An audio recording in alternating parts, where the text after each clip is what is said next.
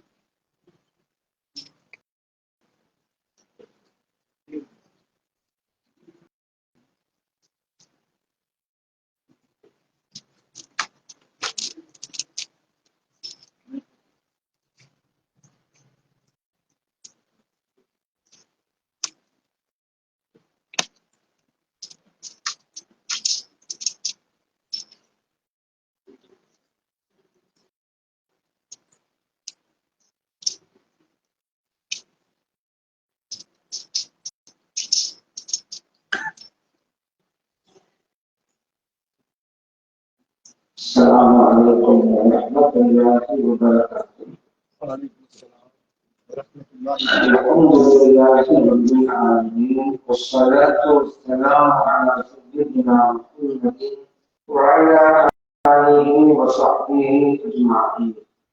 وما توفيقي إلا بالله، لا حول ولا قوة إلا بالله العلي العظيم. سبحانك لا علم لنا إلا ما علمتنا إنك أنت العليم الحكيم. إليك النبي محمد بن عبد القادر الجيلاني رضي الله عنه وأرضاه. விழாவிற்கு வருகை புரிந்து இந்நிலையை சிறப்பித்துக் கொண்டிருக்கக்கூடிய எண்ணத்துக்குரிய உலமா பெருமக்களே, மரியாதைக்குரிய கலீஃபா பெருமக்களே, பெரியோர்களே, இளைஞர்களே, சிறார்களே, தாய்மார்களே, சகோதரிகளே, சிறப்பு இந்த நிகழ்வுக்கு ஏற்பாடு செய்திருக்கின்ற போற்றுகளுக்கும் பாராட்டுகளுக்கும் புனிதமான நிகழ்வு நம்மை எல்லாம் பங்கெடுக்க செய்து நல்லதை சொல்லவும் கேட்கவும் வாக்களித்த இல்லாமல் இறைவனை போற்றி புகழ்ந்து பெருந்துறையை தொடங்குகின்றேன். மௌலானா ரூமி ரஹ்மத்துல்லாஹி அலைஹி அவர்களுடைய தத்துவங்கள் என்கின்ற தலைப்பின் கீழ் ஒரு சில கருத்துக்களை உங்களுக்கு மத்தியிலே பரிமாறிக் கொள்ளலாம் என்று வெளியிட்டேன். அகிலமே இயக்கின்ற அளவுக்கு ஒரு மெய்ஞானியாக திறந்தவர்கள் மௌலானா ஜலாலுத்தீன் ரூமி ரஹ்மத்துல்லாஹி அலைஹி. அவருடைய பெயர் முஹம்மது என்பதால் நிறைய பேருக்கு பெயர் என்னவென்று தெரியாமல் இருக்கும். இவங்க விஷயத்துல மட்டுமல்ல, பழைய மக்கள் விஷயத்துல. உதாரணத்துக்கு புகாரி இமாம் அப்படின்னு சொல்லுவோம். அவருடைய பேர் முஹம்மது இப்னு இஸ்மாயில், அவங்க பேர் முஹம்மது என்பது. இமாம் ஷாஃபிஈ ரஹ்மத்துல்லாஹி முகம்மதுன்னு சொல்லுவோம். அவங்க பேரும் முகமது இத்ரிஸ், அவங்க பேரும் முகமது இல்லை. இப்படி முகமது என்கின்ற பெயர் சொல்லிக் கொண்ட மேதிகள் சமூகத்தில் பலர் இருக்கிறார்கள். அந்த வகையில்தான் இவர்களுடைய பெயரும் முகமது என்பதா. இவருடைய தந்தையின் பெயர் பஹாவுத்தீன் ரஹ்மத்துல்லாஹி அலைஹி அவர்கள். அபூபக்கர் சித்திக் ரலியல்லாஹு அன்ஹு அவர்களுடைய புனித குடும்பத்தை சார்ந்தவர்கள் மௌலானா ரூமி ரஹ்மத்துல்லாஹி அலைஹி அவர்கள். அவர்கள் இந்த உலகத்திலே கிபி 1707 பிறந்தார்கள். கிபி 1773 உலகத்திற்கும் அடைந்தார்கள். அவர்கள் மறைந்துவிட்டாலும் கூட அவர்களுடைய புகழும் அவருடைய சிறப்பும் இன்றைக்கும் அறியாமல் தான் இருந்து கொண்டிருக்கிறது. மக்கள் மனதில் அவர்கள் வாழ்வதற்கு தான் இருக்கிறார்கள். அப்படிப்பட்ட பல்வேறு தத்துவங்களை மன்னவி சரித்திலே அவர்கள் போல் இருக்கிறார்கள். முஸ்லிம் அல்லாதவர்கள் கூட மௌலானா ரூமி ரஹ்மத்துல்லாஹி அலைஹி அவர்கள் இன்றைக்கு கொண்டாடி கொண்டிருக்கிறார். மேற்கத்திய நாடுகளில் எல்லாம் அதை நாம் பார்க்கலாம். அந்த அளவுக்கு அவருடைய சிறப்பு முஸ்லிம்களுடைய எத்தனை பேருக்கு தெரியாது. ஆனா முஸ்லிம் அல்லாதவர்களுக்கு அவருடைய சிறப்பு தெரிஞ்சிருக்கிறது. அப்படிப்பட்ட ஒரு புனித மகான் தான் மௌலானா ரூமி ரஹ்மத்துல்லாஹி அலைஹி அவர்கள். அவர்கள் மதீனா ஷரீஃபை இயற்றினார்கள். அவர்கள் சிறுவர்களாக இருந்த போதே அவர்களுடைய ஆற்றலும் திறமையும் அவர்கள் பிற்காலத்தில் மிகப்பெரிய வேட்டையாக திகழ போகிறார்கள் என்பதும் பல்வேறு ஞானிகளுக்கும் இமாம்களுக்கும் புறப்பட்டது. அதில் ஒன்றை நாம் சொல்வதாக இருந்தால் பலீதுத்தீன் அஸ்ஸாம் ரஹ்மத்துல்லாஹி அலைஹி இவங்க யாரையும் மௌலானா ரூமி ரஹ்மத்துல்லாஹி அவருடைய தந்தை பஹாவுத்தீன் ரஹ்மத்துல்லாஹி அலைஹி அவருடைய மௌலானா ரூமி ரஹ்மத்துல்லாஹி அவருடைய தந்தை பஹாவுத்தீன் ரஹ்மத்துல்லாஹி அவங்களை சேர்ந்து பலீதுத்தீன் அஸ்ஸாம் ரஹ்மத்துல்லாஹி கொஞ்ச சேர்ந்து பார்க்க போறாங்க. பஹாவுத்தீன் ரஹ்மத்துல்லாஹி போகும்பொழுது நம்முடைய மகனானே அவர்கள் போறாங்க. மௌலானா ரூமி ரஹ்மத்துல்லாஹி அவங்க சிறுவர் தந்தையும் போறாங்க, மகனும் போறாங்க. ரெண்டு பேரும் பார்க்கிறாங்க. தந்தை வருகிறார்கள், முதலாவதாக. அதுக்கு அடுத்த மகனார் சிறுவன் வந்து கொண்டிருக்கிறார். அந்த காட்சியை பார்த்த உடனே பலீதுத்தீன் அஸ்ஸாம் ரஹ்மத்துல்லாஹி அலைஹி அவங்க சொன்னாங்க, இன்னும் ஆச்சரியமாக இருக்கிறது, நதிக்கு பின்னாலே ஒரு கடல் வந்து கொண்டிருக்கிறது அப்படின்னு சொன்னாங்க. நதின்னு சொன்னது அவருடைய தந்தையாகப்பட்டது, கடல் சொன்னது அந்த சிறுவர் மௌலானா ரூமி ரஹ்மத்துல்லாஹி அலைஹி. அவங்க அப்போதே உணர்ந்து கொள்ளாம மௌலானா ரூமி ரஹ்மத்துல்லாஹி அலைஹி அவர்கள் யார், அவருடைய அருமை என்ன பெருமை என்ன என்று அப்போதே பதிலளித்தனால்தான் பஹாவுத்தீன் ரஹ்மத்துல்லாஹி அலைஹி அவங்களும் பெரியவர்கள். அதனாலதான் நதி அப்படின்னாங்க. நதிக்கு பின்னால் ஒரு கடலை வந்து கொண்டிருக்கிறது சிறுவர் தான் மௌலானா ரூமி ரஹ்மத்துல்லாஹி அலைஹி. ஆனால் அவர்கள் பிற்காலத்தில் சிறந்து விளங்கப் போகிறார்கள் என்பதை பலீதுத்தீன் அஸ்ஸாம் ரஹ்மத்துல்லாஹி அலைஹி அவர்கள் அன்றைக்கு புரிந்து கொண்டு நச்சரித்து சொன்னார். பொதுவாக சொல்லுவாங்க, புலிக்கு பிறந்தது பூனையாகுமா அப்படின்னு கேட்பாங்க. அதே போல நான் 8 அடி பாய்ந்தா 14 அடி வாயா அப்படின்பாங்க. அந்த மாதிரி பஹாவுத்தீன் ரஹ்மத்துல்லாஹி அலைஹி அவங்க பெரிய தெரியுமா, ஆனாலும் கூட அவருடைய மகனார் மிகப்பெரிய செல்வாக்கு பெற்றவர்களாக உருவாக்க என்பதை பலீதுத்தீன் அஸ்ஸாம் ரஹ்மத்துல்லாஹி அலைஹி அவங்க அப்போது சொன்னாங்க. இன்னொரு ஒரு நிகழ்வு, மௌலானா ரூமி ரஹ்மத்துல்லாஹி அலைஹி மிகப்பெரிய கல்வி கடலாக இருந்தாங்க. ஷரீஅத்துடைய கல்வி அவர்களுக்கு இருந்தது. மதரசாவோட பிள்ளைகள் எப்போதும் இருந்தாங்க. அப்படிதான் ஒரு டாக்டர் ஷம்சுல் கபரி ரஹ்மத்துல்லாஹி அவங்கதான் மௌலானா ரூமி ரஹ்மத்துல்லாஹி அவங்க போறாங்க.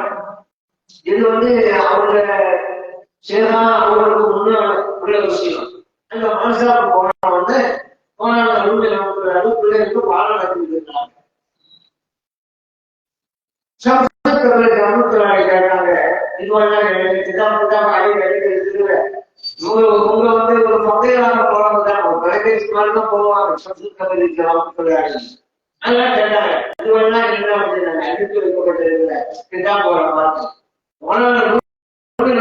சொன்னாங்க. இதுவெல்லாம் உங்களுக்கு புரியா இருக்கா அப்படின்னாங்க. ஏன்னா அங்க பெரிய தத்துவங்கள் தான் இருக்கும். இலக்கணம், இலக்கியம், பத்தி, அதி, சொன்னது, உசூல், இது சம்பந்தமான சட்டங்கள் தான் இருக்கும். ஒரு மக்கள் மாதிரி புரியாது. அதெல்லாம் அனைவரும் புரியாது. உடனே ஷம்சுல் கபரி ரஹ்மத்துல்லாஹி அலைஹி அங்கிருந்து கிதாபுல செலவு எடுத்து மக்களுக்கு நிறுத்தி மாட்டாங்க. பலவருக்கு போனாங்க என்ன செஞ்சீங்க? ஏன்னா இப்போ ஒரு கிதாபு போனா பரவாயில்ல, எல்லாம் பிரிண்டா இருக்கலாம். ஒரு கிதாபுனா இன்னொரு கிதாபு வாங்கிடலாம். ஆயிரக்கணக்கான கிதாபுகள் அச்சடிக்கப்பட்டு வியாபாரம் செய்யப்பட்டு பிரச்சனை இல்லை. அந்த காலத்துல அப்படி எல்லாம் கையெழுத்து படுகல.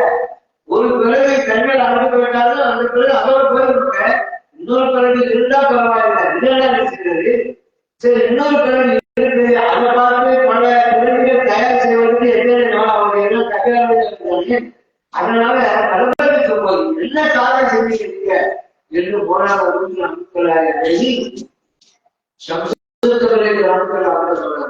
அவங்க சொன்னாங்க பொறுமை பொறுமை அப்படின்னு சொல்லி என்ன ஆச்சரியம். அந்த எழுத்துக்கள் அறியவில்லை என்பது மட்டுமல்ல, அந்த எழுத்துக்கள் பேப்பரை கூட வேலையை தொடரவில்லை. அப்படி ஒரு அனுபவத்தை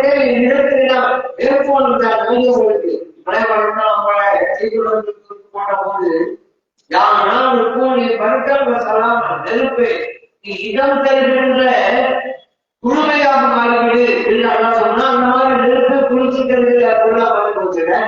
ஐயா நினைச்சா எப்படி செய்வான்? நம்மள என்ன நினைச்சிருக்கிறோம்? நெருப்பு எல்லாம் சுகம் இயற்கை குணம் அல்லாமல் அமைக்கப்பட்ட அப்படிதான்.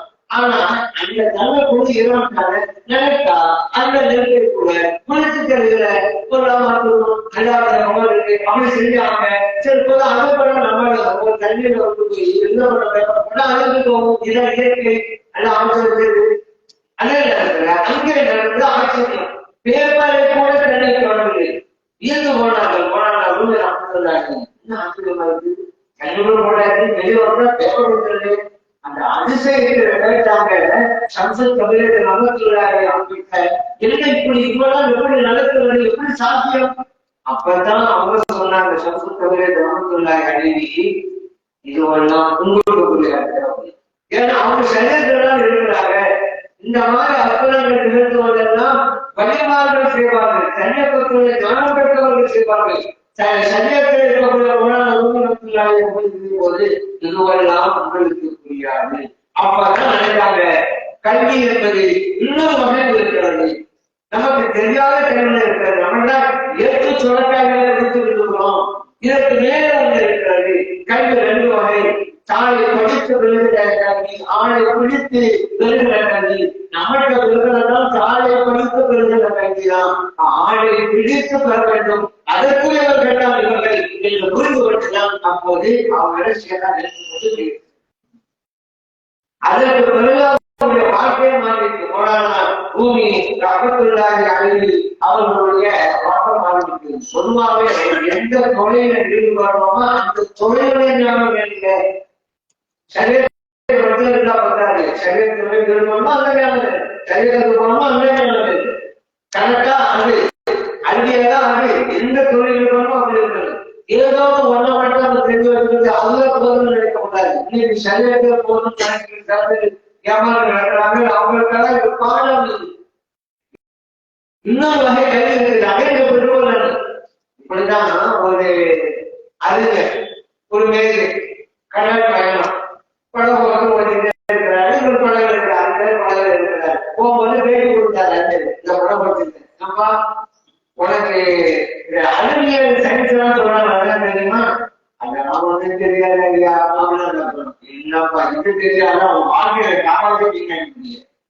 அப்புறம் கேட்கிறாரு அறிஞர், ஏப்பா உனக்கு கணக்கெல்லாம் தெரியுமா? கணிதம். அவர் சொன்னாரு படம் போட்டு அந்த தெரியாது ஐயா. என்னப்பா வாழ்க்கையில அறவாய்ப்பு. அப்புறம் கேட்கிறாரு, ஏப்பா லாஜிக் அப்படின்னா சொல்றாங்க தர்க்கவியல் அதெல்லாம் உனக்கு தெரியுமா? கடவுள் சொன்னாரு அது தெரியாது. என்னப்பா வாழ்க்கை முக்காவாதி. இப்படி சொல்லிட போகும்போது காத்து வேகமா எடுக்காது, புயல்காது. அப்ப கடவுள் நினைக்கிறாரு இந்த காத்து என்ன அடிக்கா படகு கவிழ்ந்துடும். அப்படி சூழ்நிலை வரும்போது படகு அந்த வேலையை கேட்கிறாரு, ஐயா உங்களுக்கு நீச்சல் தெரியுமா? ஏன்னா முதல்ல தமிழ் என்ன வேணும்னா அவர் சொன்னாரு எனக்கு நீச்சல் தெரியாது. ஐயா எனக்காக வாழ்க்கை முக்காவாசி தான் போச்சு, உங்களுக்கு வாழ்க்கையில முழுவதும் என்ன போச்சு ஐயா அப்படின்னு புரிஞ்சு போச்சுல. அப்ப அந்த கல்லுக்கு அவங்க எல்லாம் அப்பா பயன்படுமா இல்ல, எந்த நேரத்துல எது பயன்படுமோ அந்த கல்வி ஞானத்தை தரணும். அப்படிங்கிறதெல்லாம் இந்த படகோருக்கு கூட இந்த கல்வி சொல்லி தர்றாங்க. அதனால கல்விக்கு போதும் என்று நினைக்காம அதுக்கு மேலே ஒரு கல்வி இருக்கிறது, அதுதான் மனிதன் அப்படிங்கிறதையும் நாம் உணர்ந்து கொள்ள வேண்டும். இன்னொரு விஷயம், லைப்ரரிக்கு போனாங்க. லைப்ரரி, அந்த லைப்ரரியில ஒரு வாசகம் எழுதப்பட்டிருந்தது. என்ன அப்படின்னா, நூலந்து எடுத்து அது உண்மை கல்விபிடி, ஒரு நூலை எடுத்து படி அது உண்மை கல்விபிடி அப்படின்னு அதை பார்த்துட்டு வாசகம் இப்படி இருக்கக்கூடாது, இடத்திலேயே மாறாமாறவா இருக்கணும், எப்படி இருக்கணும் அதையும் சொல்றாங்க. உண்மை நூலை கல்விபிடிக்கிறதா இருக்கணும், நூலில் உண்மை கல்விபிடிக்கிறத உண்மை நூலை கல்விபிடி. ஒரு நூலை படைத்துட்டு அந்த ஞானம் மட்டும் இருக்கணுமா? அப்படிப்பட்ட கிடையாதுப்பா. உன்னிலிருந்து பல நூல்கள் வர வேண்டும். உனக்கு அப்படின்னால கவிதை இருக்கிறது, திறமை இருக்கிறது, அவர்கள் இருக்கிறது, பல நூல்களை நீ உருவாக்கு. என்ன பண்ணுவாங்க பார்க்கக்கூட கல்விக்களை எவ்வளவு நூல்களை இருந்தாங்க. சிவன் அப்பர் அரபு அமத்துள்ளாரி எவ்வளவு நூல்களை இருந்தாங்க. அது அஸ்கலாரி அமத்துள்ளாரி அவ்வளவு நூல்கள் எழுதினாங்க. மனதில் அமத்துள்ளாரி அவ்வளவு நூல்கள் எழுதினாங்க. அவங்க எல்லாம் உண்மை நூலை கண்டுபிடி அப்படி கண்டுபிடிச்சாங்க. எவ்வளவு நூலை எல்லா துறைகளும் பிடிச்சிருக்க மக்களுக்கு சொல்ல கொடுத்தாங்க. இல்ல, அந்த மாதிரி இருக்கணும். இதெல்லாம் தேவை இருக்கிறது. ஏன் அப்படி திறமை நினைக்கிற? வெறும் கையை நினைக்காத, உன்னுடைய காலை நீ நுண்டியாக்கிக் கொள்ளாது. சொல்றாங்க, உனக்கு கால் இருக்கிறது, அதை நொண்டியாக்கிக் கொண்டிருக்கிற. உன்னெல்லாம் 10 விரல்கள் இருக்கிறது, அதை நீ மறைத்துக் கொண்டிருக்கிறாய். ஒரு அண்ணன் சொன்னாங்க, வெறும் கை என்பது மூலத்தானம், உனது விரல்கள் 10 மூலத்தானம். அவ்வளோ அண்ணன் சொல்லணும். உண்மையிலே கையில் இருக்கிறது, அதை விட ஒரு மூலத்தான் என்னப்பா வேணும்? அவன் அந்த அப்படி உழைத்தவர்கள் முயற்சி செய்கிறவர்கள் எவ்வளவு முன்னேற்றமாக இருக்கிறாங்க. சாதாரணமா ஒரு கடையில ஊழியராக இருக்காங்க, பின்னால அவங்க தொழில் அதிகாரம் பண்ணிருக்காங்க. உழைப்பு இதெல்லாம் சொன்னாங்க. உள்ள கால் இருக்காரு, முன்னாடி என்னாலே முடிய போது நீ கேட்டு கொண்டு இருக்கிறார். உன்ட கையில் இருக்கிற அல்லா இருக்கலாம், அதை மறைச்சு இருக்கிற. இன்னொன்னு சொல்றாங்க, ஒரு முதலாளி தொழிலாளியை கூப்பிட்டு மண்வெட்டியை கொடுக்கிறான்னு கேட்டால் எல்லாம் வரும். மண்வெட்டி கூப்பிட்டு வேலைக்கார போட்டு மண்வெட்டி அவரை விட்டா என்ன அழுத்தம்? அதை கொண்டு சொல்லலாம். மண்வெட்டி கொடுத்து அதை போய் வெட்டு அவன் சொல்லணும்னா, மண்வெட்டி தந்தாலே வெற்றி தான் அழுத்தம். அல்ல உன கையில் காணப்பட்ட இருக்கிறதே உழைகள் தான் இருக்கு. சாதாரண கடையில் ஒரு துணியை அணி கேட்கிறாங்க. நீ கடலில் ஒரு துணி அல்ல, ஒரு துளிக்குள் விழுந்து கொண்டிருக்கும் கடல் அவ்வளவு நீ துணியாகலாம். கடற்பா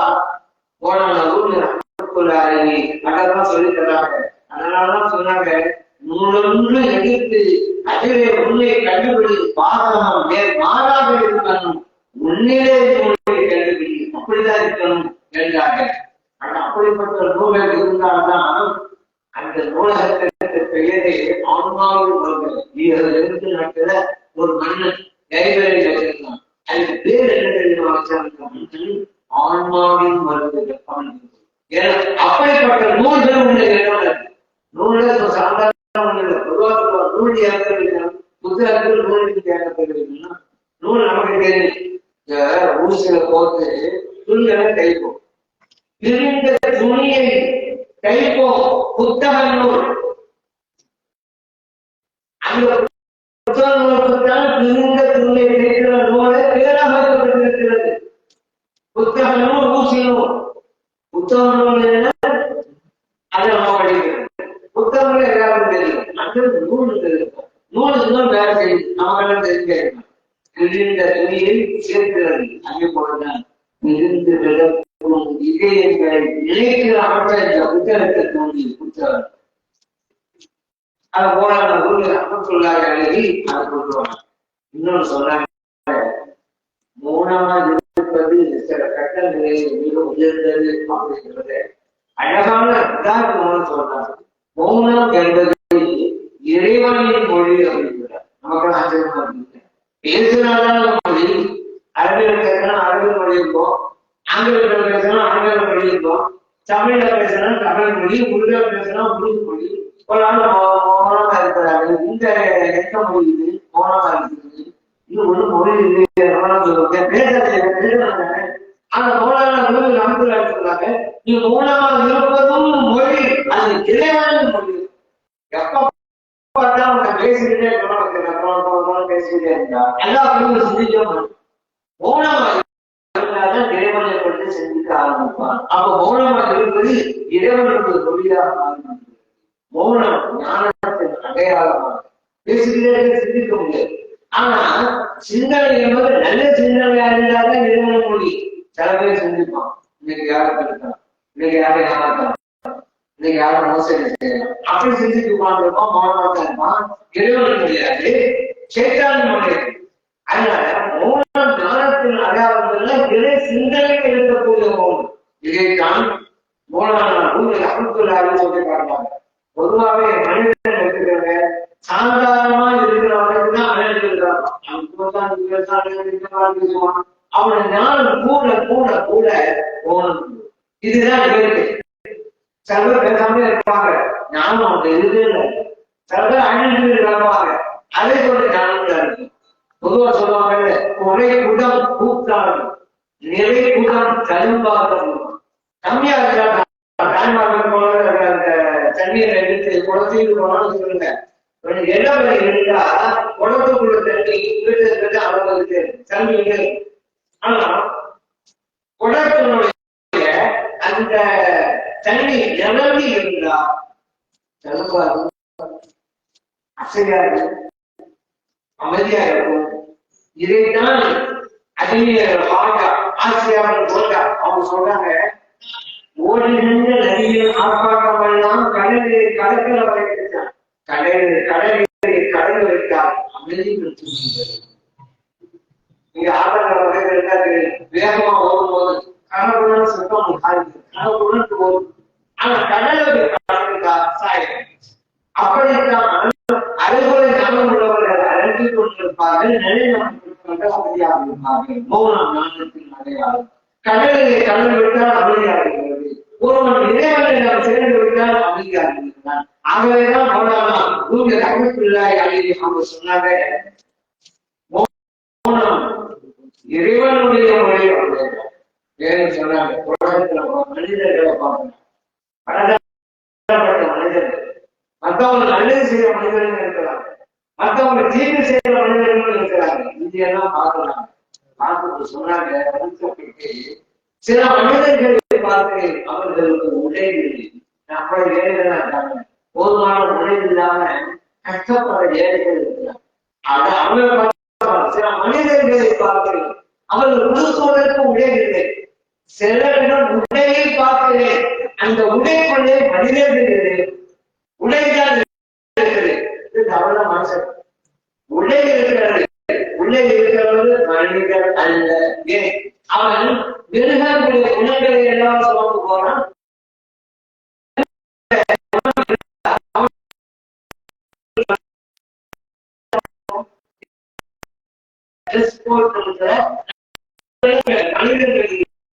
ஒரு பெரியவங்க இருந்தாங்க, ஒரு தெருவுல ஓரத்துல உட்கார்ந்து இருப்பாங்க, இருப்பாங்கல்ல, உட்கார்ந்துட்டே இருப்பாங்க. யாரா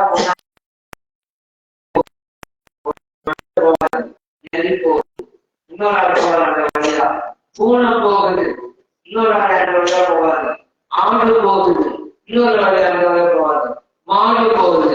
அந்த வழியில ஒரு நல்ல மனிதர் வந்தார். அவர் ஒரு மனிதன் போகிறான். அப்ப பார்க்கறதுக்கு எல்லாமே மனிதர்கள் தான் நம்ம பார்வைக்கு. ஆனா இறை நேசர்களுடைய பார்வையில நடந்து செல்பவர்கள் எல்லாம் மனிதர்கள் அல்ல, அவர்களெல்லாம் விலங்குகள். விலங்குகள் என்று சொல்ல போனாலே விலங்குகளுடைய குணங்கள் தான் இருக்கு.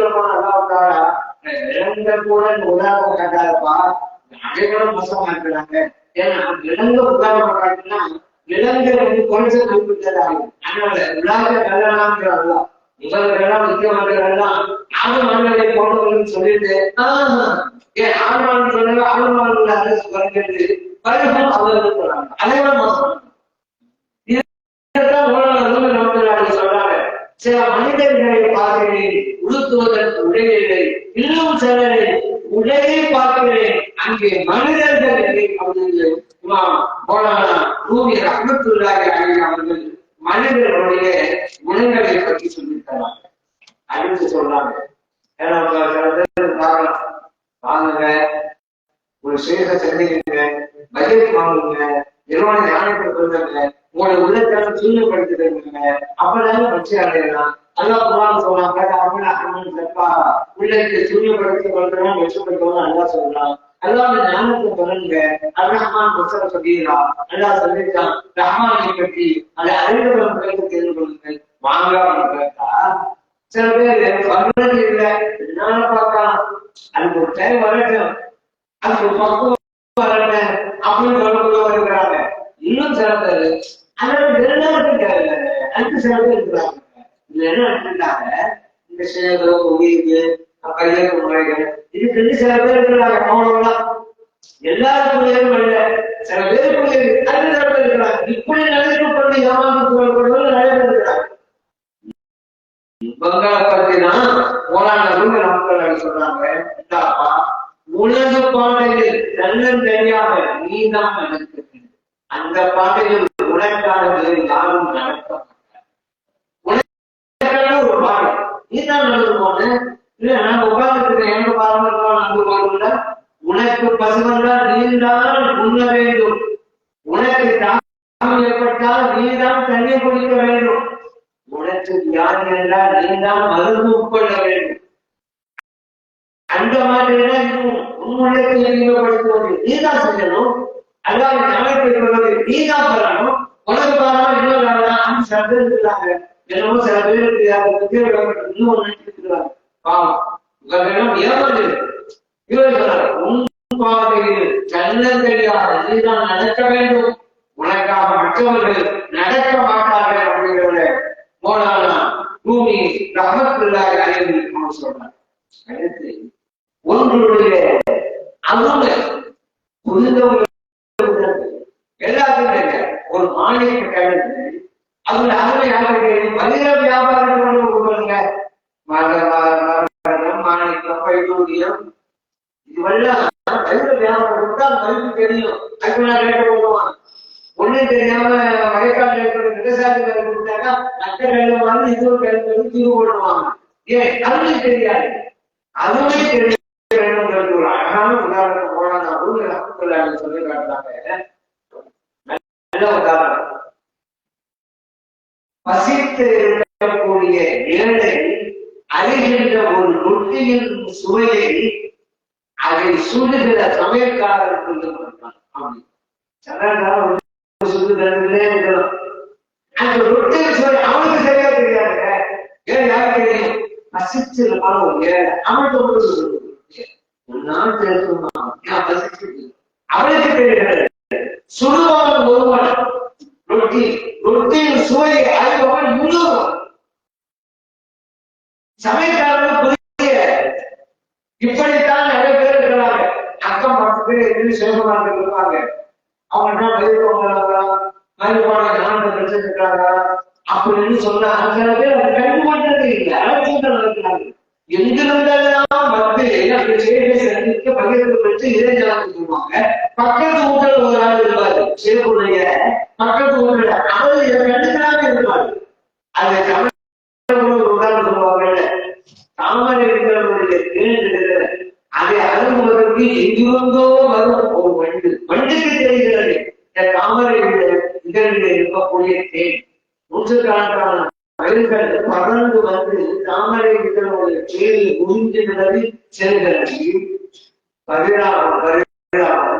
அந்த இதழில் கீழே இருக்கிற சண்டிலே இருக்கிற தவறைக்கு தெரிகிறது அதோட கீழே இருக்கிற தவறை அதுக்குரிய எங்கிருந்தான் அனுபவிச்சிருக்கும் இப்படித்தான் சிவகுமார்கள் சந்தித்து வருகிறாங்க வருவாங்க செஞ்சு போவாங்க, ஞாபகத்துக்கு வருவாங்க, பக்கத்துல புரியாம இருக்கு. அதைத்தான் போராட அமைப்புல சொன்னாங்க. சமயக்காரன் மட்டும் சொல்றான், ஆனா அவனுக்கு தெரியல என்ற ருசி பசித்திருக்கு ஏழை. அதனாலதான் ஒரு ஞானத்தை கொடுக்கிறதா இருந்தா அந்த ஞானத்துல அருமை தெரிந்தவர்கள் அவங்களுக்கு எல்லாரும் கொடுக்க கூடாது. அந்த அருமை புரியாது, புரியாம போயிடும். அதனால அது டேஸ்ட் இருக்கணும், அங்குள்ள வேட்டு இருக்கணும், ஆர்வம் இருக்கணும். அப்படிங்கிற பொருள்தான் கொடுக்கணும். பசிக்கவர்கள் சாப்பாடு கொடுக்கணும், பசிக்காதவர்கள் சாப்பாடு கொடுத்தா பேசாடுவாங்க. பசிக்காதவர்களுக்கு சாப்பாடு கொடுக்க கூடாது, பசித்தவர்களுக்கு சாப்பாடு கொடுக்காமல் கொடுக்கக்கூடாது. பசிக்கின்றாங்க சேர்க்க அவன் கூப்பிடு இருந்தாலும் கொடுக்கணும். இப்படி இருக்கிறார்கள் மனிதர்கள், இவருடைய அருமையை புரியாமல் இருக்கிறார்கள். இப்படி மட்டும் உதாரணம் சொல்றேன், முன்னாடி சொல்றேன். இப்படி யாரு அருமையை தெரியாதவர்கள் இருக்கிறார்கள். இவர்கள் பொது சுமக்கும் கழுதைகளை போல அப்படின்னு அல்லாஹ். பொது சுமக்கும் கழுதை, கழுதைக்கு மேல ஒரு மூட்டை நிறைய கிட்டாப கட்சி வச்சிருக்க. நான் 2 எழுத்து கழுதை வேணுமா? இல்ல. சரி, ஒரு உப்பு மூட்டை எடுத்துக்கிறீங்க, அந்த கழுதை அதுவும் ஒண்ணுதான். உப்பு மூட்டை ஒண்ணுதான், கிட்டாப மூட்டை ஒண்ணுதான். அருமை புரியாது. அப்படியெல்லாம் சில பேர் இருக்கிறார்கள். அருமை புரிய வேண்டும், சேதமாக அழுத வேண்டும், இந்த ஞானத்தை பெற வேண்டும் என்று போனாலும் பூமி ரஹ்மத்துல்லாஹி அலைஹி அவங்க சொல்லியிருக்காங்க. இன்னொரு விஷயம் என்ன அப்படின்னா, மனிதர்கள் பார்க்கலாம் தன்னை வந்து இவன் எப்படி இருக்கிறாரோ இவனோட சந்தேக புத்தி எப்படி வச்சிருக்க. இவன் அடுத்த பார்த்தாலும் அவனுக்கு சந்தேக புத்தி இருந்தவாறு. ஏன்னா இது மனிதனுடைய இயல்பு, தன்னவாக நல்லா இருப்பான் அப்படிங்கிற எண்ணம் பல பேருக்கு உண்டு. அந்த ஒரு உதாரணத்தை போராட சொல்லிருக்காங்க. அழகான உதாரணம் எப்படின்னு கேட்டா, ஒரு முறை என்ன இடம் தெரியல, அவர் ஒரு கிளிய வளர்ந்தார். இதுவெல்லாம் செய்கிற போராட சொல்லுறாங்க. ஒவ்வொன்றுக்கும் ஒரு உதாரணம், ஒரு கடைக்கு ஒரு அறிவுடன் வளருவாங்க. இது ஒரு சின்ன கதை. என்னது, ஒரு முதலாளி என்ன கடை வச்சிருக்கிறாரு, அவரு கிளிய வளர்த்தாரு. அந்த கிளிய பேசுற ஆட்கள் உள்ளது. ஒரு நாள் அந்த கிளி எண்ணெயை தண்ணி கொண்டுது, எண்ணெய் கீழே விடுது. அஞ்சுக்கு போகும் முதலாளி அந்த கிளிய கொண்டு தலையில ஒரு தண்ணி கட்டுனாங்க. தலையில 2 முடியாக கொண்டு அதுக்கு பிறகு பேசுவதை நிறுத்தி விட்டது. அதுக்கு பேச முடியாது, போனோம் அது ஓட இப்படியே போயிட்டு. ஒரு நாள் அந்த கடையில் ஒரு துறவி வந்து அவருக்கு தலையில முடியாம கிடையாது. திரும்பி பார்த்துட்டு அப்பதான் பேச ஆரம்பிச்சு. இதுவரைக்கும் பேசவே இல்லை, போனோம் தான், கவலை இல்லை. அந்த துறவியை பார்த்தோம்னா அப்பதான் பேச ஆரம்பிச்சு. துறவியாரே, நீங்க எண்ணெயை கொண்டுறீங்களா அப்படின்னு. ஏன் எண்ணெய் கொண்டாலும் இது தாங்க முடியாது. அவரு எண்ணெய் கொண்டு பார்க்க. அதனாலதான் அவங்க முதலாளி எவ்வளவு தண்ணிருப்பான் முடியாது நினைக்குது. சொன்னாங்க தண்ணியை கேட்க அடுத்த போடுவது சிலருக்கு குறைக்குதுல, அதே நானும் போனாலும் கொண்டு வராங்க. இப்படி சொல்லிட்டான். ஏதாங்க கேள்வி இப்படி நிறைய இருக்கிறாங்க. உதாரணத்துக்கு சொல்லுவாங்க, ஒரு கணவன் மனைவி 2 பேருக்கு சண்டை. ஆரம்பத்துல நல்ல சந்தோஷமாக பேசிக்கிட்டே இருந்தாங்க. போக போக போக வார்த்தைகள் மாதிரி சண்டையா ஆரம்பிச்சு. ஆரம்பத்துல கலகலப்பு அப்படிதான் பேசிட்டு இருந்தாங்க. கடைசியில சண்டையா பண்ணி கைகாலமா மாறிடுச்சு. யாருக்கு கலகலமா மாறி கைகாலமா மாறின மனைவியுடைய கை வந்துருச்சு. அடிபட்டு கணவனுடைய கால் வளர்ந்துருச்சு. ஹாஸ்பிட்டல் வந்து சேர்த்துட்டான். கணவர் பெட்ல இருக்கிறார். அவருக்கு ஏன் கால் வளர்ந்து போச்சு? மனைவி அடிச்சதுனால. பக்கத்து பெற்ற பார்க்கிறாரு. அங்க வந்து அவனுக்கு 2 காலம் வளர்ந்துருச்சு. இந்த கேட்டாரு, உங்களுக்கு 2 கொண்டாச்சு அப்படின்னு. ஏன்னா இவரு மனைவிக்கு அடிவாங்க காலம் வளர்ந்து போச்சு. அவர்களுக்கு அப்படிதான் வந்து போறது அவருடைய கண்ணை வச்சு போறாங்க. இப்படி இருக்கிறது மக்களுக்கு. ரோட்டு ஓரத்தை படுத்துக்கள் இருக்கிறாங்க. ஓரம் வரணும்னா அவனுக்கு தேவையான வச்சுக்கலாம். ஒரு நாள் பார்த்தான், படுத்துக்களை பார்த்து பகலெல்லாம் வேலை செஞ்சு உழைச்சி ஓய்வு எடுத்துருக்கிறான் அப்படின்னு. ஏன் இவன் உழைப்பாரு. உழைப்பாளி அவன் அந்த வழியா நோக்குவான். அவன் நினைச்சான் கல்வி முடிச்சு பணத்தை வருவான் அப்படின்னு. ஏன்னா இவன் முடியாது, இவன் புள்ளாங்க அவன் கூட அப்படிதான். இன்னொரு வீட்டுல சண்டை போட்டு இன்னொரு கொண்டா இருக்கலாம் போது இன்னொரு நினைச்சான். என் வீட்டுல இன்னொரு மனது நல்ல அதனால ஆக அடித்தது ஒண்ணு. ஏன் படத்து நடக்கலாம்? அவன் நினைக்கிறான் யோசிக்கலாம். இதைத்தான் நமக்கு இந்த கிளிகளுடைய நிகழ்வு இந்த கதையை கொண்டு வந்து மனிதர்களுக்கு பாடல்களை கொடுக்கிறார்கள் அப்படின்றத நாம் மேலும் அடுத்து இன்னொரு விஷயமும் இருந்திருக்க என்ன அப்படின்னு கேட்டா,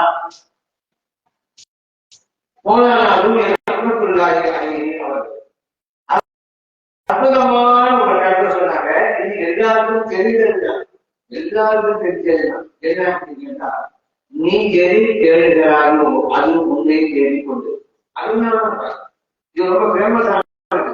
இதை சில பேரு விளக்கமாக சொல்லுவாங்க. அப்படின்னு சொன்னா, நீ தானித்தவன் தண்ணீரை கேள்விக்கொண்டிருக்கிறான், தண்ணீர் தானித்தவனை கேள்விக்கொண்டிருக்கு விளக்கமாக சொல்லுவாங்க. உதாரணத்திலே தான் தண்ணீர் கேள்வி, நீ தண்ணீரை கேள்கிறாய். ஏதாவது இன்னொன்று இருக்கிறது, அந்த தண்ணீரும் உன்னே கேள்கிறது. உனக்குண்டான நிறுத்தாக அந்த தண்ணீர் நிறுத்தப்பட்டிருக்கிறது. நீ அந்த தண்ணி உனக்கு. இது தண்ணீருக்கு மட்டுமல்ல, நமக்கு பொதுவாகவே சொல்றாங்க. பொதுவாக சொன்னாங்க, எதையெல்லாம் நீ தேடுகிறாயோ அதுவெல்லாம் உள்ளே தேடிக் கொண்டிருக்கிறது. நாம் இறைவனை தேடுகிறோம், இறைவன் நம்மை தேடுகிறோம். ஆனா ரெண்டு வித்தியாசம் இருக்கு. நம்ம தேடுறது வேற, அல்லா நம்ம தேடுகிறது ரெண்டு வித்தியாசம். இப்போ மையத்து முறையில் கூட ஒரு சொல்லுவாங்க. என்ன அப்படின்னு கேட்டா, ஒருவர் மையத்து வாங்குறாரு, அவர்களுக்கு வந்து முடிவுன்னு சொல்லுவோம். மையத்தை கொடுக்கிறாங்க, அவங்களும் செய்யறதுன்னு சொல்லுவோம். இந்த ஒப்பந்தம் நடத்துகிற ரெண்டு பேரும் அதெல்லாம் மையத்துன்னு சொல்லுவோம். சரிங்க, இந்த மையத்து வாங்குறதுக்கு முடிவுங்கிறவங்க முடிவுன்னா என்ன அர்த்தம்? நாடக்கூடியவங்க என்னத்தை நாடாரு, யார நாடாரு? அல்லாஹ் நாடாரு. மையத்து வாங்குறவங்களுடைய நோக்கம் என்ன? அல்லாமே நாடுவது, அல்லாமே கேட்பது. அதான் முடிவுகளை தெரிவிச்சுட்டாங்க. முடிவுனா நாடக்கூடியவர். எதை நாடக்கூடியவர்? அல்லாமே நாடக்கூடியவர். முடிஞ்சா சரி. அப்போ இவர் முடிவு என்றால் நாட பருவம் யார்? அல்லாஹ். இவர் மொழி அல்லாஹ் புறாக்கு புறாக்குன்னு நாட பருவம். அவன்தான் அவன்தான் நாடும். ஓகேயா? இன்னொரு கோணத்தை இறைவனாக இருக்கிறான், நாம் உலகாக இருக்கிறோம். இன்னொரு அல்லாதான் புரியுது. ஏன் அல்லாதான் நாடுறான்? யார? நம்மள இந்த தருவங்கிற பாதைக்கு அல்லாஹ் நாடுகிறதான் நம்ம வந்தோம். அப்ப அல்லாதான் நாடு இருக்கிறான் வந்திருக்க மாட்டாங்க. சரி, நாட பட்டது யாரு? ஒரு வகையில நாம மொழிக்கு அல்லாஹ் போராது, இன்னொரு வகையில அல்லாஹ் மொழிக்கு நாம போராது. அல்லாஹ் நாடாம இந்த தொழில் வளர்க்க முடியாது. நீங்க பாருங்க, குர்ஆன்ல ரெண்டு விஷயம் சொல்லுவாங்க. நபியெல்லாம் அன்பும் வரவும் அல்லாஹ் அவர்களை கொண்டு கொண்டால் அல்லாஹும் அவர்களை கொண்டு கொண்டார்கள். நபியெல்லாம் அன்பும் வரவும் அல்லாஹ் அவர்களை கொண்டுகிறார், அவர்களும் அல்லாஹை கொண்டுகிறார்கள். இந்த ரெண்டு எது முக்கியது? அல்லாஹ் அவர்களை கொள்கிறான், அது முக்கியதா? அல்லது அவர்கள் அல்லாஹ் கொண்டு கொண்டார்கள், அது முக்கியதா? எது முக்கியது? அல்லாஹ் அவர்களை பொருந்திக் கொண்டார், அதுதான் முக்கியம். அல்லாஹ் அவர்களை பொருந்தியதால்தான் அவர்கள் அல்லாஹ்வை பொருந்துகின்ற வார்த்தைகள் சொல்றாங்க. அதனால சொல்லும் போது கூட என்ன சொல்றான்?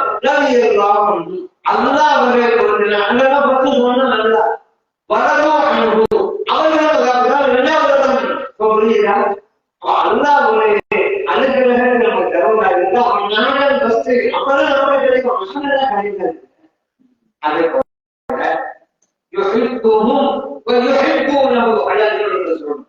அல்லாஹ் அவர்களை நேசிக்கிறார்கள், அவர்களும் அல்லாஹ்வை நேசிக்கிறார்கள். ரெண்டு மாதிரி அல்லாஹ் நேசிப்பது, நான் நேசிப்பது. இதுல எது முக்கியம்? அல்லாஹ் நேசிக்கிறது முக்கியம். அதனாலதான் அல்லா பத்து சொல்றாங்க போகும் அவர்களே அல்லா அதெல்லாம் வந்து அல்லா சொல்றான். ரெண்டாவதுதான் எழுப்போம் அவர்கள் அல்லா நேசிக்கிறாங்க. ஏன் அல்லா நேச முடியாது தெரியுமா? அல்லா நேசித்தால்தான் அல்லாவே நேசிக்கிற பாக்கியம். இப்ப பாருங்க, இறைவன் புதியதாக இருக்க போயிதான் நாம புதியதான் நம்மளை இந்த துறைக்கு கொண்டு வரணும். அல்லா புதி நாடுகளால்தான் நாம பையத்தை பெற்று நாம புதியதான். இந்த ரெண்டு மொழிதான் எது பத்து அல்லா மொழிதானே நாம மொழிதானே எது பத்து அல்லா அவன் நாம போயிட்டானே நல்ல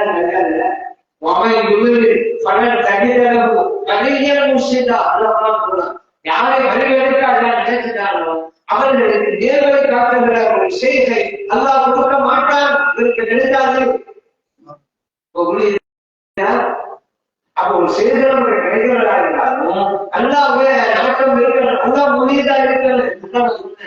அல்லா முனியதா இருந்தால்தான் நாம முனிதாக முடியும். பகவான முனிதாக அதுக்கு முன்னால அல்லா முனிதாக இருந்தார். நம்மை நாசித்திருந்தார்கள் கிடைக்காது. இதைத்தான் சொன்னாங்க, தண்ணீரை நீ கேளுகிறாய் தண்ணீர் முன்னே கேளுகிறது. இறைவனை நீ நாடுகிறாய் முன்னே இறைவன் நாடுகிறான். எதை நீ கேளுகிறாயோ அவர்களாம் முன்னே கேளுகிறது. நீ இறைவனை கேளுதான் இறைவன் முன்னே கேளுகிறான். ஆனா ரெண்டு வித்தியாசமான ஏற்கனவே சொல்லியிருக்கோம். நாம் பெறுவது என்பதும் இறைவன் நம்மை பெறுவது என்பதும் வித்தியாசம் இருக்கிறது. ஆகவேதான் மௌலானா ரூமி ரஹ்மத்துல்லாஹி வந்து வாசிக்கிறார். இந்த மனிதர்கள் ரெண்டு பேர் இருக்கிறாங்க. சொன்ன மாதிரி 5 சில பேர் இருக்கிறாங்க அப்படின்னு. இன்னும் சில பேர் இருக்கிறாங்க சரீரத்தில் இருக்காங்க. சரீரத்தில் விருப்பம் இல்லாமல் இருப்பாங்க. இரண்டுமே சரீரத்தும் வேண்டும் சரீரத்தும் வேண்டும். சரீரத்தில் இல்லாமல் சரீரத்திலே சரீரத்தில் இல்லாமல் சரீரத்திலே ரெண்டும் வேண்டும். உங்கள் ஒவ்வொருவருக்கும் சரியாக்கள் தெரிந்தும் சரீரத்தையும் தெரிந்தும் நல்லா சொல்லியிருக்கோம். அல்லா ரெண்டே தெரிஞ்சிருக்கும் போது இல்லை அவன் சொல்லிடுறாங்க. அல்லா ரெண்டு அவங்களுக்கு சரி ரெண்டும் வேண்டும். ஆனால் நோக்கம் தெரியுது. நோக்கம் இலக்கு நாம் அடைய வேண்டிய இலக்கு தனியல் அடைவதற்கு சரீரத்தில் தேவை இருக்கிற நம்முடைய நோக்கம் சரீரத்தில் அழகான உதாரணம் சொல்றாங்க. நமக்கு பருப்பு தான் வேணும். நமக்கு உள்ளே இருக்கிற பருப்பு தான் வேணும். மேலே இருக்கிற ஓடு அல்ல. தேங்காய் உடம்பும் உள்ள பருப்பு இருக்கும். நமக்கு ஒரு நோக்கம் மேலே இருக்கிற கொட்டாளிக்கா உள்ள இருக்கிற பருப்பா பருப்பு தான். பருப்பு தான் நம்ம நோக்கம். ஆனா பருப்பு உள்ள இருக்கும் சொன்னா என்ன வேணும்? கொட்டாளி இருக்கணும். இல்லைன்னா பருப்பு வேணும். கொட்டாளி இருக்கும் போது தேங்காய் நீ 1 மாசம் அப்படியே தான் இருக்கு. நீங்க உடைச்சு பருப்பு எடுத்து அப்படி வந்து ஒரு வாரம் இருக்கலாம். 3 நாள் 4 நாள் போவாங்க. எல்லாத்தையும் முடிவு வாங்க வச்சுருக்காங்க. எல்லாத்தையும் ஆனா ஒரு நாள் சொன்னாங்க அப்போலாம் சுட சுட சாப்பிட்டாங்க. திருச்சி வந்ததுக்கு பின்னால சுட வச்சு சாப்பிடுவாங்க அப்படிதான். இன்னொரு சொன்னாலே இந்த திருச்சி வந்ததுக்கு பிறகு 3 வகை சட்னி எனக்கு கிடைச்சிருக்கு. அதுக்கு முன்னால 1 வகை 3 வகை சட்னி. காலையில அரைச்ச சட்னி கிடைக்குது, நேற்று அரைச்ச சட்னி எனக்கு கிடைக்குது, முன்னாள் நாள் அரைச்ச சட்னி எனக்கு கிடைக்குது. 3 வகை சட்னி கிடைக்குது. நீங்க பிடிச்சி வச்சிருக்காங்க பிடிச்ச விட்டுருவோம். சாதாரணமா நீங்க தேங்காவை உடைச்சு இடுக்கி சாதாரண வீணாப்புல உடம்பு இல்லாம சொல்றேன். ஒட்டாம கூட விட்டாவும் இருக்கும். ஒட்டாம இல்லாம வீணாப்பு. அப்போ சரியா கொட்டாளுக்கு மாங்குது. சரியா உள்ளே இருக்கிற பருப்பு மாங்குது. ரெண்டும் வேணும்னா ஆனா இலக்கு என்ன? பருப்பு. கொட்டாளுக்கு அல்ல. சின்ன பிள்ளைங்க கொட்டாளுக்கு வளையல் இருப்பாங்க. நமக்கு விளையாட்டு அல்ல. உள்ளே இருக்கிற பருப்பு சரியா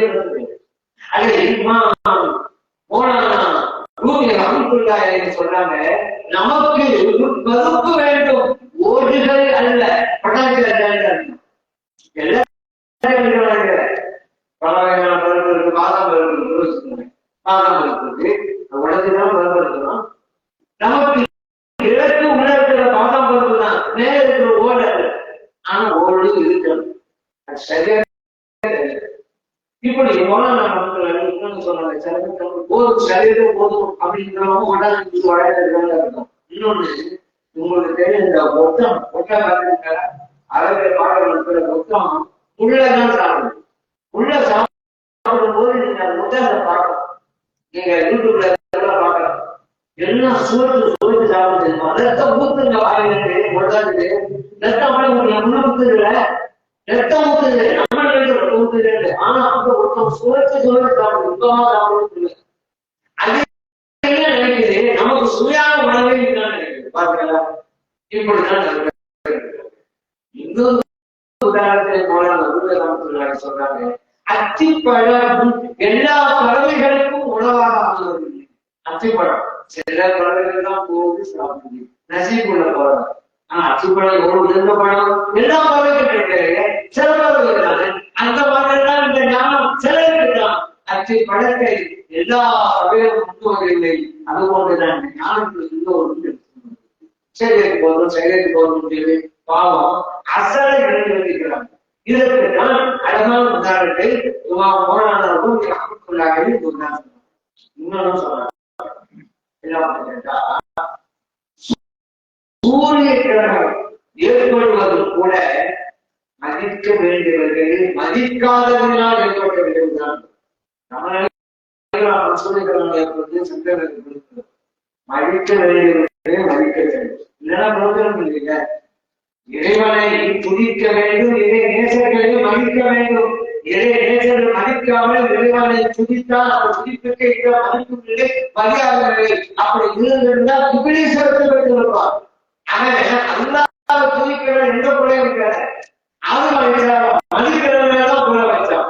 இப்ப அல்லாஹ் சில போனா போயிட்டு போது என்னதே வணங்குறாங்க என்று விட்டாங்க இல்லை, எல்லாம் சொன்னதேதான் கேட்கணும். அப்படிதான் என்னை துதி எல்லாம் துதிக்கணும் இல்லாத அவர்களை மதி சொன்னா மதிக்கணும். அதுதான் சில பேர் நடந்திருக்கிறாங்க. பெரியவர்களை கண்ணியப்படுத்துவதும் வென்றாது, பெரியவர்களுக்கு சேவை செய்வதும் வென்றாது. அதுவெல்லாம் மாற்றம் செய்ய சொன்னது, ஏதோ மாற்றம் செய்ய சொன்னது அதற்கு பாருங்க. இப்ப இல்லை என்ன சொன்னா உடனே சொல்லிட்டு அது மட்டும் பயிர மாட்டேன், பணியும் இல்லை, தோல்விகள். ஒரு வெற்றி அடைவதாக பணியும் வேண்டும். அந்த பணி என்ன செய்யணும்?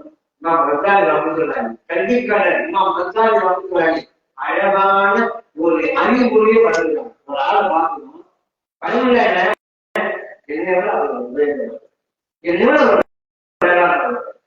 அப்ப நினைக்கிறதா பணிவு அப்படிதான் அது பணிவு இல்லை. உடல் அசைவப்படுத்தாங்க, உள்ளத்திலே என்னை விட இது பார்க்கிறவங்கள பார்த்தாங்கன்னா என்ன வரணும், எப்படி வரும் நீ கேட்டீங்களா? இது ஒரு அழகான ஒரு யுக்தியை சொல்லிருக்காங்க. அதை கடைபிடிச்சுட்டா யாரை பார்த்தாலும் இவர் என்ன பண்ணணும். என்ன நம்ம ஒரு ஆள் பார்க்கணும், ஒண்ணு வயசுல மூத்தாளா இருக்கிறாங்க அல்லது வயசுல சின்னாளா இருக்கலாம், ரெண்டும் ஒண்ணுதான். வயசுல மூத்தாளா பார்த்து என்ன நினைக்கிறேன், அவரு வயசுக்கு எவ்வளவோ வளர்க்க சொல்லியிருக்காங்க. ஆனா என் வயசுக்கு கம்மியான செய்யுது, கம்மியாக வழக்கம் செய்த என்னை விட அதிகமாக வழக்கம் செய்த அவர் தான் சரி. ஒரு பேரை பார்க்க வயசுல கம்மியான சின்ன பையன் அப்ப என்ன நினைக்கிறேன், அவன் வயசுக்கு கம்மியாக தான் பாவம் இருக்கும். சின்ன பையன் நானு, ஆனா என் வயசுக்கு எவ்வளவு பாவம் அதிகம் பாவம் செய்த என்னை விட குறைவாக பாவம் செய்ய அப்பதான் எண்ணிக்கூட தெரியாதுங்க. சரி, நீங்க ஒரு ஆள் பாருங்க, அவர் ஒரு ஆயிரம் அந்த அல்லது கஷ்டமில்லாத ஒரு பாமராக இருப்பார். ரெண்டு ஒண்ணுதான், யாரை பார்க்க ஒரு அறிஞர் அல்லது பாமர நல்ல ஒண்ணுதான். ஒரு அறிஞரை பாக்குறீங்களா, நம்மள்தான் வளர்ச்சி செய்யணும், அவரும் வளர்ச்சி செய்யறாரு. ஆனா அவர் புரிந்து வளர்ச்சி செய்யணும். சொல்லுகிறார் இல்ல, அவர் புரிந்து சொல்லுகிறார். தொழுது புரியாம தொழுகிற நன்மை விட புரிஞ்சு தொழுகிற அவன் வெளியே விட அப்படி இருக்கு. சரி, ஒரு நாள் பாம்பரனை பாருங்க, பண்ணிக்காலும் பாம்பரன் நினைக்கிறேன். அவனும் பாம்பு, நானும் பாம்புக்கிறேன். அவன் தெரியாம பாக்கிறேன், படிச்சான். படிச்சான், நான் தெரிந்தா பாவம் செய்கிறேன், தெரிந்து பாவம் செய்கிறேன். என்னை விட தெரியாம பாவம் செய்கிற அவர் வேறாங்க. அப்படி ஒரு அழகா சொல்லிட்டாங்க, யாரை பார்த்தாலும் பணிவு என்னைய விட அவர் சிறந்த நிலைங்க. இதைதான் பணிவு வேண்டும். பணிவு இல்ல, சூரிய ஏற்படுவதும் அதனாலதான் முடியல. இறைவனுக்கு கோபம் வரும், இறை தண்டனை, இயற்கை சொல்லிட்டு மாற்றுவான். ஏன் கழிக்க வேண்டியவரை கழிக்கடா அப்படின்னு இதை சொன்னாங்க. சூரிய கிரகணமும் பணிவின்மையை கொண்டுதான் ஏற்படுகிறது. மதிக்கும் பண்பு இல்லாத காரணத்தால் தான் சீத்தானும் வளர்க்கப்பட்டார். ஒரு நல்லா மனக்கடைங்க மதிக்கிற பண்பு இல்லாம இந்த அளவுக்கு மற்றவர்களுக்கு முன்னால மரியாதையான வழக்கணுங்கிறத ரொம்ப அழகான அறிவுரை கொண்டு நம்ம விளக்கிறாங்க.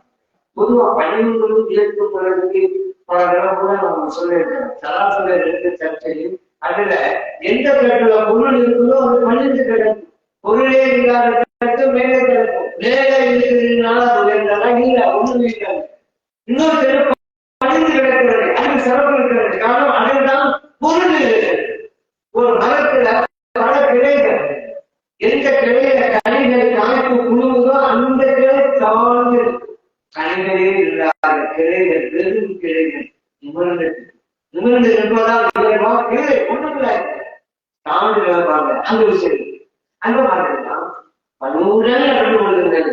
அது உங்களுக்கு வெற்றி இருக்கிறது என்பதை மௌலானா ரூபி ரஹ்மத்துல்லாஹி அலைஹி அவர்கள் நமக்கு சொல்லியிருக்கிறார். இன்னொன்னு சொல்லியிருக்கிறார், சொர்க்கம் நம்மளால சொர்க்கம் வறுமையை கிடைக்கும் அப்படின்னு இந்த உலகத்துல ஒரு சொர்க்கம் இருக்குங்க. எந்த பிரதிபலனும் இல்லாமல், எந்த கைமாறும் இல்லாமல் ஒருவன் இறைவனுக்காக செயலாற்றினால் அவன் சொர்க்கத்திலே இருக்கிறான். நீங்க ஒரு காரியம் செய்யுங்க, அது என்ன, இந்த உலகத்தில் எங்க எதிர்பார்க்கிறீங்க, யாருக்கு எதிர்பார்க்கிறீங்க, அல்லாஹ்வுக்காக செய்யறீங்க.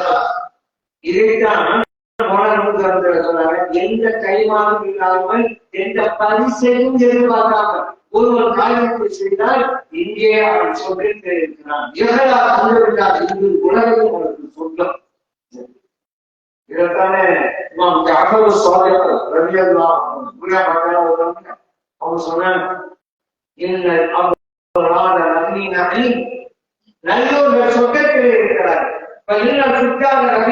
தீயவர்கள் நரகத்திலே இருக்கிறார்கள். அது அங்கே இங்கேதான் என்கிறார்கள். நம்ம எல்லாம் வெளிப்படையை பார்த்தா நல்லவங்க நல்லா சொல்லி இந்த வசனத்துக்கு நம்ம புரிஞ்சிருக்கோம், வெளிப்படையை அடுத்தாது. ஆனா நம்ம சொன்னாங்க, அப்படி இல்லப்பா, இங்கேயே இந்த உலகமே நல்லவர்களுக்கு சொர்க்கம் தான்.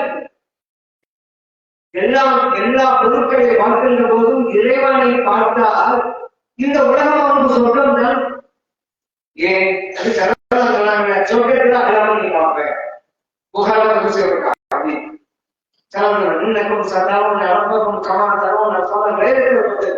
பௌர்ணமி அன்று பூரண சந்திரனை பார்க்கிற மாதிரி அல்லாஹ் மறுமையில பார்ப்பீங்க, நிச்சயம் பார்ப்பீங்க. இங்க சரவணம் நிலவை பார்ப்பது போகணும்னு சொன்னதுனால நிலவு வெளிச்சம் அந்த வெளிச்சம் அப்படி கொடுக்க கூடாது. அதுக்கு இது உதாரணம் கிடையாது. இது உதாரணம் எது உதாரணம், சந்தேகம்லாம் பார்ப்பீங்க. யாருக்காவது பௌர்ணமி அன்று நிலா வராது யாரும் இருப்பாங்களா? சந்தேகம் பௌர்ணமி அன்று நிலாவை பார்ப்பது யாருக்கா சந்தேகம் இல்ல. அந்த மாதிரி சந்தேகம் இல்லாம பார்ப்பீங்க. அதுக்கு சொல்லப்பட்ட உதாரணம் தான் இது. அல்லாஹ்வோட எதுவும் இல்லை, அளவான போயிடலாம். சந்தனம் வெளிச்சுதான் நல்லா போகவே கூட உறுதியாக பார்ப்பாங்க. சரி போங்க, மறுமை சொர்க்கத்தை அல்லாஹ் நம்ம பார்க்க போறோம். இன்னும் கற்பனை சொல்றாங்க, அந்த அல்லாஹ் இந்த இந்த உலகத்தை பார்த்துட்டா இந்த உலகம் ஒரு சுத்தம் நான் பார்ப்போம். மறுமையிலே இறைவனை பார்ப்போம், சொர்க்கத்திலே இறைவனை பார்ப்போம். இந்த உலகத்தில் இறைவனை பார்த்தால் இந்த உலகம் உங்களுக்கு சொர்க்கம் தான் இல்லை அவர்களால். இதைத்தான் சொல்றாங்க, எந்த பரிசும் எதிர்பார்க்காமல் ஒருவன் வணக்கம் செய்தால் அவன் சொர்க்கத்திலே இருக்கிறான். உயர்ந்த இறக்கம் ஒரு மூலி குப்பை இருக்கிறது என்பதற்கு உயர்ந்த இலக்கணம். அப்படிப்பட்ட உயர்ந்த சிறப்பை எல்லாம் அனைவருக்கும் கொடுத்தறிவானாக. கலாச்சார செய்து வாய்ப்பளித்த நல்ல நன்கு கிடைக்கிறது. அஸ்ஸலாமு அலைக்கும் வரஹ்மத்துல்லாஹி வபரகாத்துஹு.